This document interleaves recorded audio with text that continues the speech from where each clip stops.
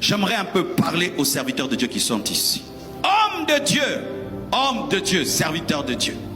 Nous qui voyons des miracles, nous qui vivons des prodiges, nous qui expérimentons Dieu, c'est une bénédiction, mais c'est aussi un danger.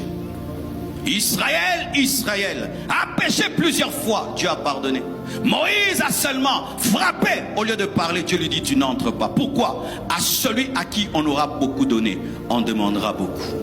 Quand tu as servi Dieu à un haut niveau et tu rentres dans le monde et tu rentres dans le péché et tu rétrogrades, fais très attention, tu es proche de l'apostasie. Imaginez si moi un jour j'abandonne Jésus. Quel verset tu me donneras pour me convaincre? Qu'est-ce que tu me diras pour me convaincre? Plus tu montes, fais très attention. Lorsque je suis là et je tombe, je ne vais pas me casser. Mais si je monte à 20 étages et je tombe, je meurs et je tue tous ceux qui sont autour de moi. C'est pourquoi plus tu montes avec Dieu, veille sur ta foi, veille sur ta communion avec Dieu, parce que toi ta chute peut être une apostasie. Qui sont ceux qui engendrent des sectes pernicieuses? Des anciens serviteurs de Dieu. Qui amènent des déviations doctrinales? Les anciens serviteurs de Dieu. Qui peuvent tomber dans la magie? Les anciens serviteurs de Dieu. Un fidèle basique, il abandonne Dieu seulement, il se retrouve, il fume un peu. Mais les hommes de Dieu, quand ils chutent, ils commencent à prêcher l'occultisme et la magie. Lucifer fut l'un des anges qui était proche de Dieu. La proximité de Dieu est une bénédiction et aussi un danger. Jésus-Christ dans le désert, le diable en personne est venu le chercher. Il n'est pas venu chercher les apôtres. Plus tu montes, plus les combats deviennent grands. Ce ne sont pas des petits démons qui t'attaquent, ce sont des principautés et des dominations, vous devez le savoir. Quand tu es un serviteur de Dieu et tu penses que ce sont seulement les fidèles qui doivent faire attention, tu t'es trompé. Tu dois faire plus attention que les fidèles, parce que toi tu peux atteindre l'apostasie. Tu peux créer une secte. Tu peux tomber dans le piège de te déclarer Dieu. Tu peux trouver un verset biblique et tu le changes et tu crées une fausse doctrine. Qui sont ceux qui engendrent des fausses doctrines? Les docteurs de la parole. Parce qu'ils connaissent beaucoup. Un fidèle n'engendre pas de fausses doctrines, c'est un docteur de la parole. Parce qu'il y a des démons docteurs. Et le docteur de la parole, des fois, confond le Saint-Esprit avec les démons docteurs. C'est pourquoi, quand vous voyez quelqu'un être puissamment utilisé par Dieu, priez pour lui. Priez pour lui, parce que sa chute peut le tuer. Les fidèles chutent, ils se blessent. Nous, quand on chute, on meurt. C'est pourquoi celui qui monte dans les hauteurs, qu'est-ce qu'il fait?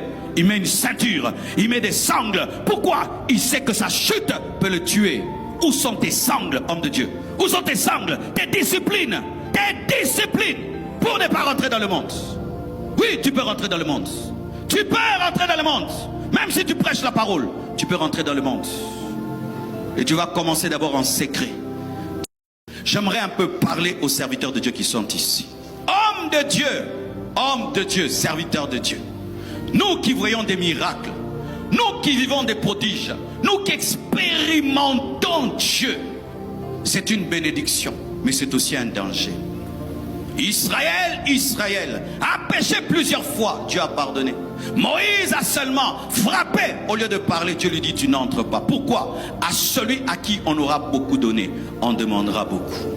Quand tu as servi Dieu à un haut niveau et tu rentres dans le monde et tu rentres dans le péché et tu rétrogrades, fais très attention, tu es proche de l'apostasie. Imaginez si moi un jour j'abandonne Jésus. Quel verset tu me donneras pour me convaincre?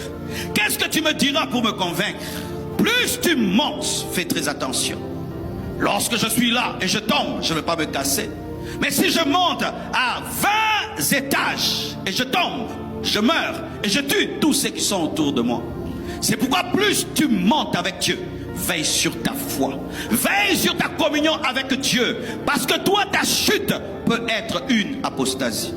Qui sont ceux qui engendrent des sectes pernicieuses? Des anciens serviteurs de Dieu. Qui amènent des déviations doctrinales? Les anciens serviteurs de Dieu. Qui peuvent tomber dans la magie? Les anciens serviteurs de Dieu.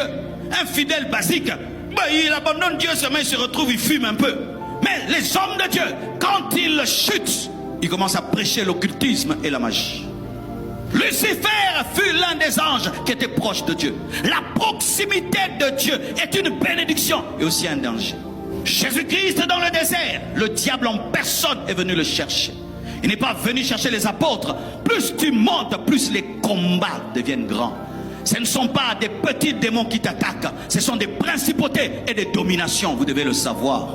Quand tu es un serviteur de Dieu et tu penses que ce sont seulement les fidèles qui doivent faire attention, tu t'es trompé. Tu dois faire plus attention que les fidèles parce que toi tu peux atteindre l'apostasie. Tu peux créer une secte. Tu peux tomber dans le piège de te déclarer Dieu. Tu peux trouver un verset biblique et tu le changes et tu crées une fausse doctrine. Qui sont ceux qui engendrent des fausses doctrines? Les docteurs de la parole. Parce qu'ils connaissent beaucoup. Un fidèle n'engendre pas des fausses doctrines, c'est un docteur de la parole.